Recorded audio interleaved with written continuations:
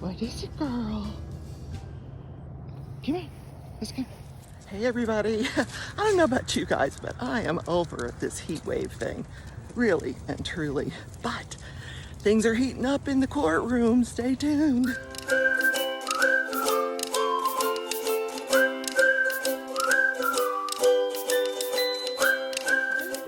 Crafting Journey here, that journey chick over on Instagram. Welcome to another edition of Crafting and Crime Daily.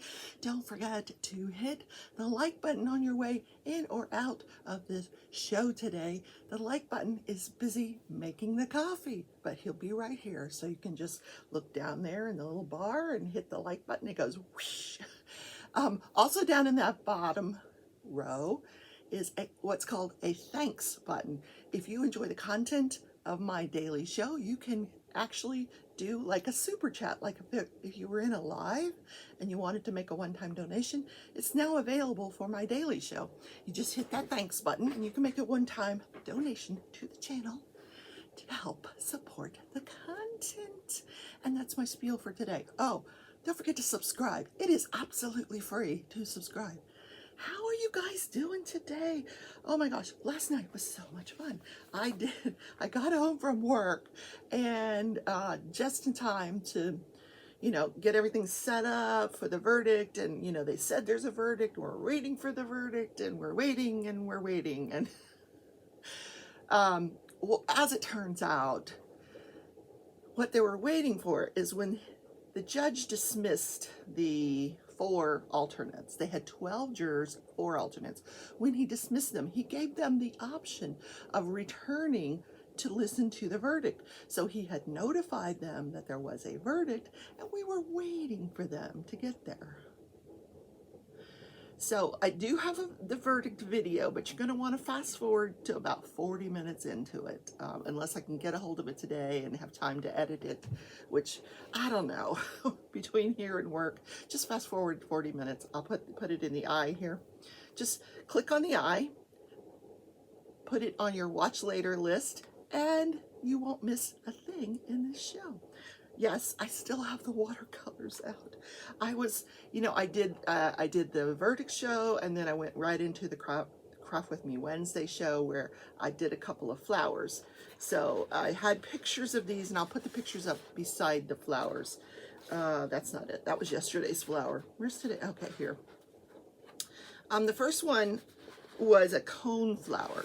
This is a picture that I took at work yesterday at lunchtime. Now, there were a lot more than just one cone flower. There were quite a few, but I just did one.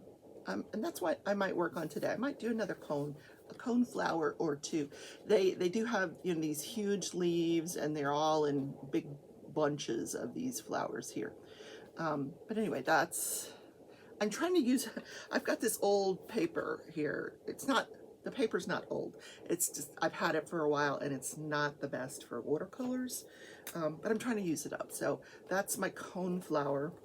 And I also did a lupin. Someone sent me a picture of this Alaskan flower called the lupin. There it is. And there. Yeah, there's glare here. So I'll put what that's supposed to look like there. Then they also, the same person, Lisa, thank you. She sent me this gorgeous photograph. Look at this picture here. I want to recreate this picture so bad. So I'm going to keep trying and trying until I just can figure out how to do it right, or to my to my liking. And then I want to do it on a canvas. But here was my first attempt at it last night. Yeah.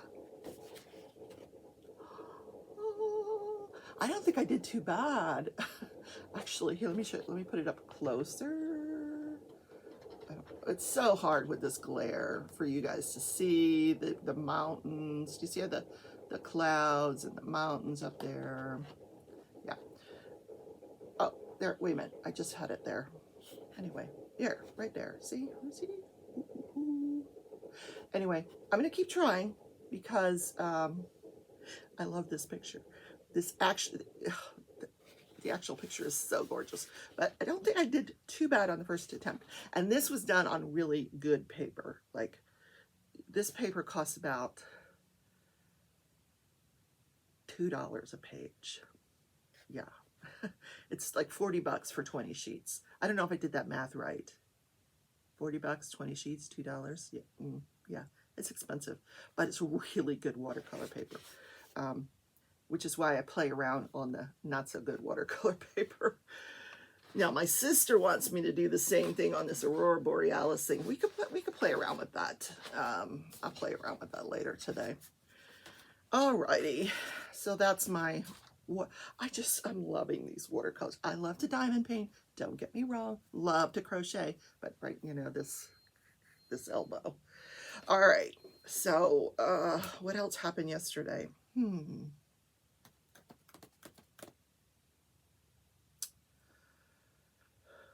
So yesterday, my friend and I, like, we try to walk to McDonald's. It's, you know, just on the other side of the parking lot, you know, half a mile. So we decided yesterday, it's not that hot. We're going to go ahead. It was so hot. Oh my God. I have a heat rash in a very uncomfortable place, like under my boob.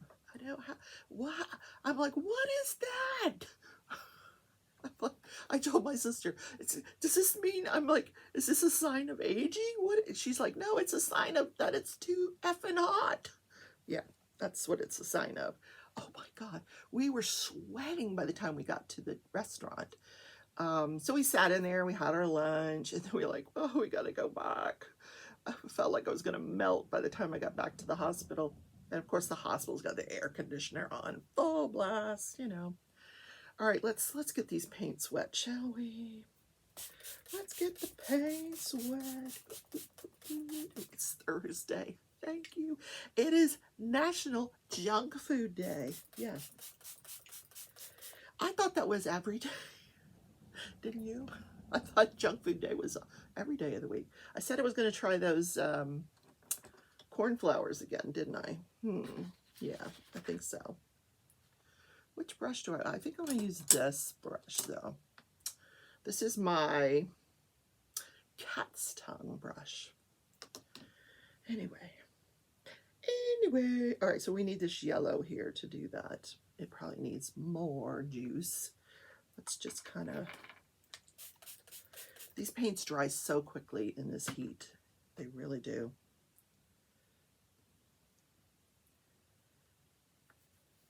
The other thing, I think I might do a little wet on wet, just because everything dries up so fast. There we go. All right, that should come out really pretty. Oh yeah. So Junk Food Day, so today, like I said, every day, you know, today's the day you can like legit get out the popcorn and the peanuts and Cracker Jack. I don't care if I ever get back. Anyway. You know, whatever you like to snack on, to junk food. It's cheaper, it's higher in fats. You know, our country is so filled with junk food because it's just, you know, it's so much easier to go to McDonald's on the way home from work than it is to come home and cook a dang meal. So, yeah, I don't think I put enough in here. No, it's just full of leaves, isn't it? Right next to each other. See, now that one I wet, this one I didn't. Huh, interesting. We'll get to see the difference.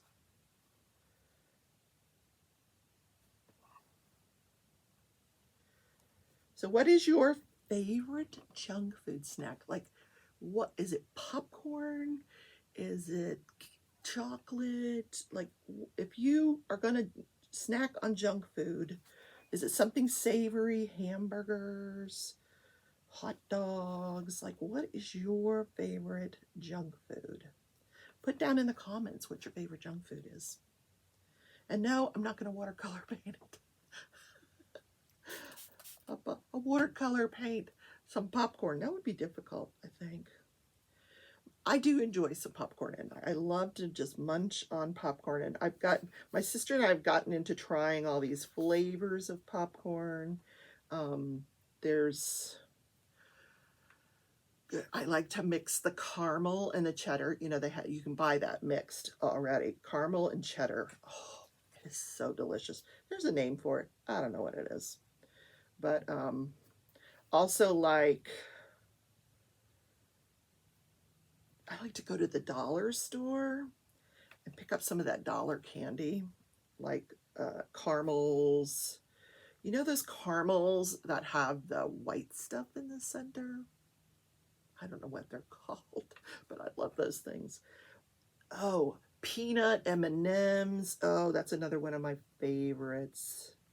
Peanut M&Ms. All right, so tell me what your favorite is, and then I will switch over to crafting and crime.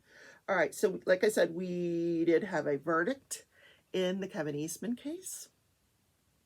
So you're not going to want to miss that. So I can put it here again in the, if I remember. So I was, while the jury was deliberating all morning, I was tuned into the Nicholas Cruz sentencing, the penalty phase of his courtroom drama, I guess is what you want to call it. So yesterday they called, I think they're planning to call every single student, every single victim. There were 17 people murdered, 17 children. Well, 14 children, three teachers. And, well, rough. 39 people injured. So we have gotten to hear from a lot of the people that were injured. And then a lot of the survivors. So it's just been a constant wave of one after the other. And they all have either pictures or cell phone video of, their experience. So what they were doing yesterday is they would put the witness on the stand and they would, basically tell their story. And then they would ask them to look at the evidence, look at the pictures, and, just hand them to them and say, is this so-and-so? Is this so-and-so? And they would say yes and identify the pictures. And then they would excuse the witness before they published whatever it was, the picture, the video, or whatever, so that that person, the witness, did not have to relive it. So they would ask the defense, are you going to have any questions? No. The defense is asking no questions of any witness. Did not put on, oh, my glasses are not fitting well. Did not put on an opening argument, hasn't questioned any witness. But so here's what the defense is doing. After so they excuse the witness so they don't have to live through this again, and they leave the courtroom. And then the prosecutor says, can I publish this, whatever it is? And of course, they have to go on Bluetooth so the defense can, make their argument, objection, blah, blah, blah. So finally, the judge, she's getting pissed. She excuses the jury, and then she tells the lawyers, listen, the defense lawyers, you do not have to make the same argument before everything that's going to be published. Just make one objection, make it a standing objection, a continuing objection. And he's like, no, we can't do that. It's not, we can't reserve our client's appellate rights if we don't make it, simultaneous to each piece of evidence. What they're arguing is that all of this stuff that's being entered is cumulative. The prejudice outweighs the probative value. And the judge says, I don't agree with you. These are all separate incident, each person saw something different. We're not showing the same thing. This happened on 3 different floors. And I don't agree with you. So make one objection. And then, so she stopped it finally. Thank God, because I was getting tired of it. Seriously. Um, so here's what I have so far. I'm going to do a cluster of them. And the leaves are very large, so now we got to put the leaves in. I think I'm going to do that with a large dagger brush.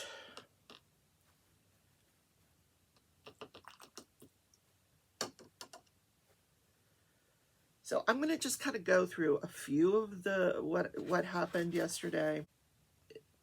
There was one of the teachers that came up, a Jewish woman, and she was teaching a course about the Holocaust. This was sort of an advanced level course, an elective that people could take. She had about 30 students in the classroom, and they actually, at this particular time that this happened, she was lecturing on Sigmund Freud. So she's lecturing on Sigmund Freud when they hear the gunshots. Oh, I need dark brown. Dark brown. Yes, I do.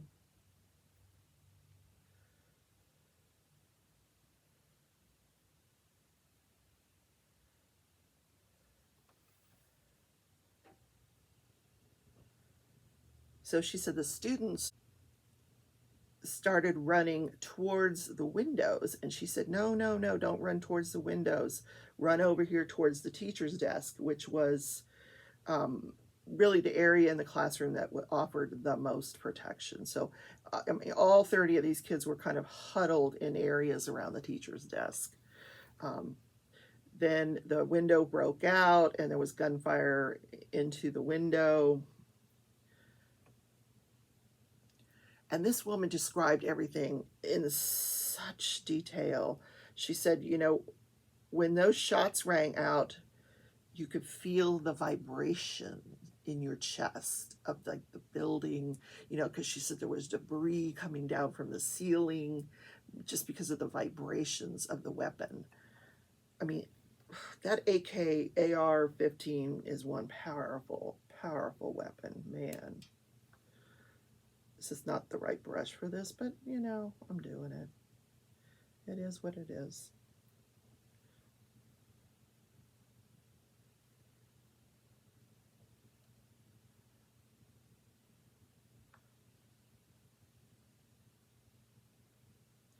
So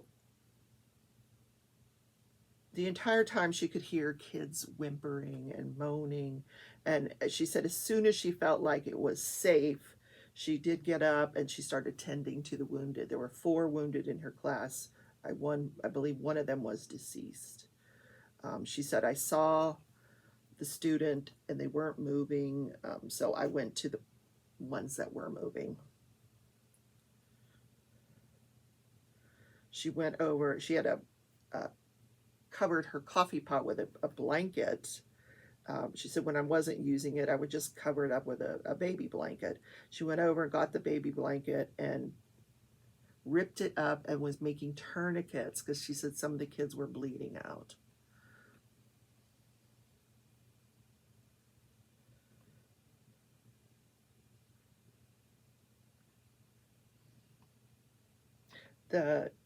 The next person on the stand was a female student who had been shot in the knee. I think she was in this same classroom. I mean, to say that these kids were terrified is an understatement. An absolute understatement. This student says she had to have surgery to repair her kneecap, and that to this day she still has pain in that knee, which I can understand, having had surgery on both knees. Your knees are never the same. Next student was also in this same classroom. She didn't even realize that she had been shot. She was actually trying to tend to the person next to her who had been shot. She didn't realize she herself had been shot. It turns out she was in so much pain, she said she passed out. So she didn't wake up until she was in the hospital that night. She had been shot 4 times in her right lung, her right arm, and her abdomen. So she has had 3 surgeries, And she said, thank God for the orthopedics, they put me back together. But, I, to this day, still have some breathing issues in my lungs. Now, then there was one of the teachers from the third floor. Now they thought that this was a fire drill. And she said, so she told they had already had a fire drill during the second period that day. So she just thought this was another one, but she thought it was a very odd hour to have a fire drill. This was during the fourth period. The day was almost over. They were getting ready to dismiss everybody to go home. And so they're all start filing out into the third floor hallway, which she said was so crowded with students. It was ridiculous.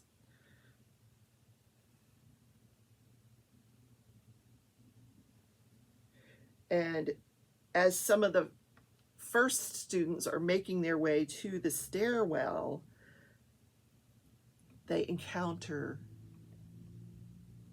Nicholas Cruz, and so they turn around and start backing up. So now this hallway is full of students, 30 plus in each class. They're trying to clear out because they think it's a daggum fire alarm. And so now she's trying to hustle them all back into the classroom. She gets her students all back into the classroom.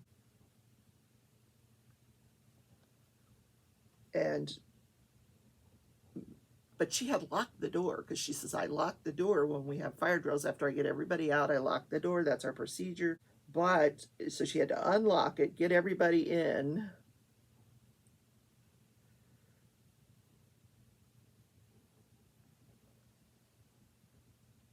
Then she heard shots fired through the glass of her classroom.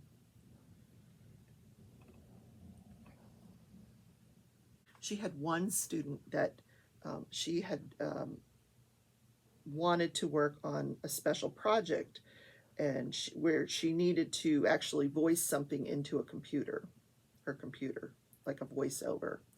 So she said, I can send you to the media center, and she didn't want to go there. So she was just sitting in the doorway with her legs stretched out into the hallway, and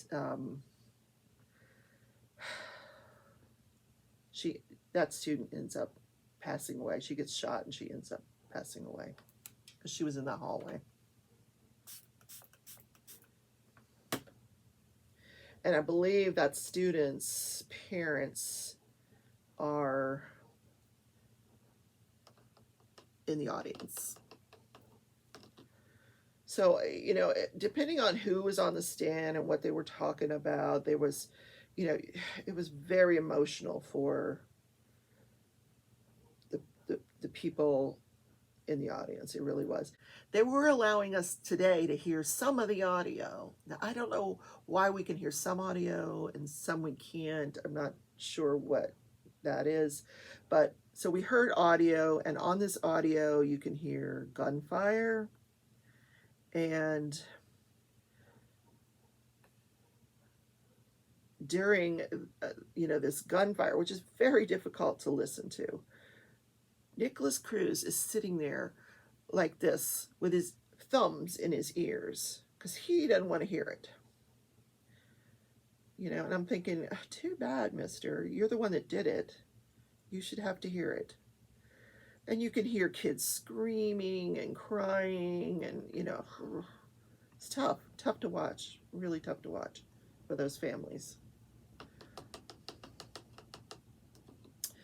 So this is how it was all day, and I understand that they actually have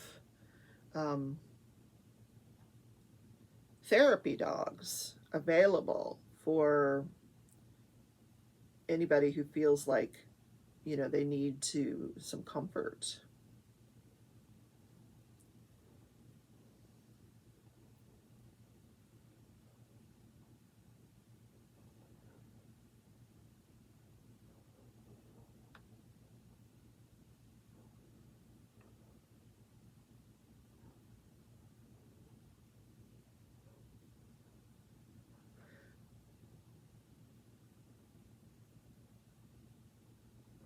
Just kind of finishing up the picture here. Not too much more I want to do with it, really.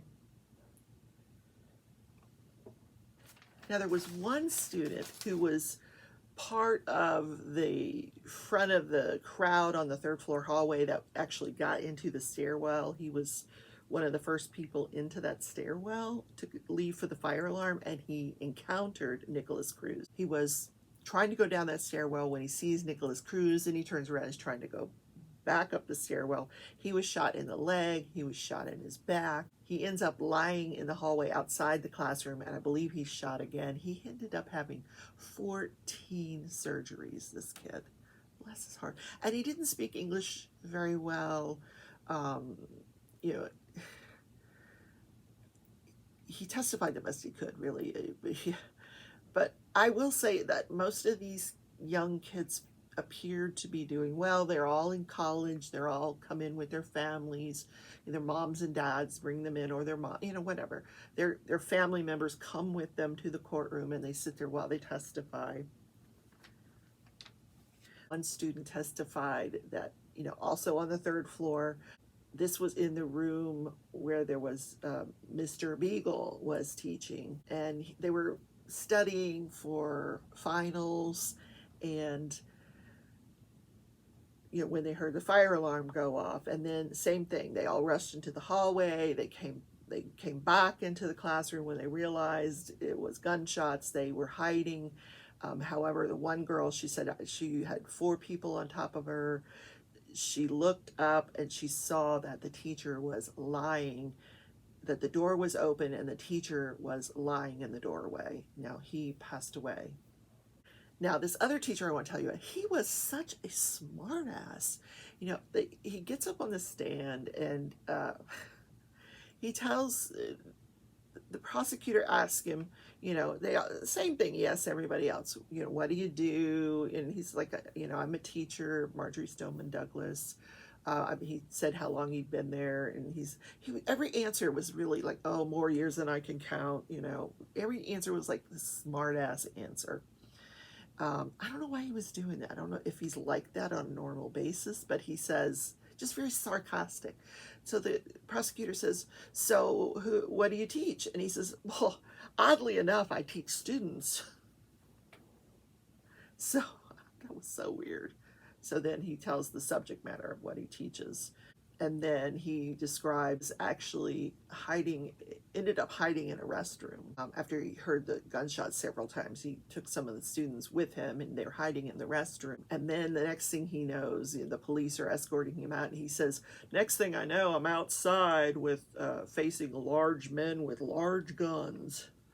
You know, it just that kind of humor is not appropriate in this scenario. You know, this is a murder trial, quasi-trial, you know, it's not appropriate. You've got people that have lost their children, and you're just being a wise ass on the stand. It was really weird, really, really weird. Now, I will be honest with you, I did not get the late afternoon testimony, but I think I got most of it for you. It was, like I said, they were just bringing in there's 1,100 people on the witness list, let me tell you, first of all. So they're just bringing them in one at a time. And they testify about what their experience was. Then they show the exhibits after the person leaves the courtroom. None of which we got to see. Like I said, we did get to hear some of it. So here is what did we call them? Coneflowers. So this is more like what they would look like in a group of flowers. And I'll put the original picture up. I don't know how well this is going to match the original picture because I didn't have it beside me. But there you have it. Yeah. I'm so glad it is almost Friday. You never know, I might bust out singing and dancing on this channel. Have you told me what your favorite snack food is? Let me know. Okay, hit the like button. Say goodnight, Gracie. Love you all. See you tomorrow in Crafting and Crime Daily. Bye.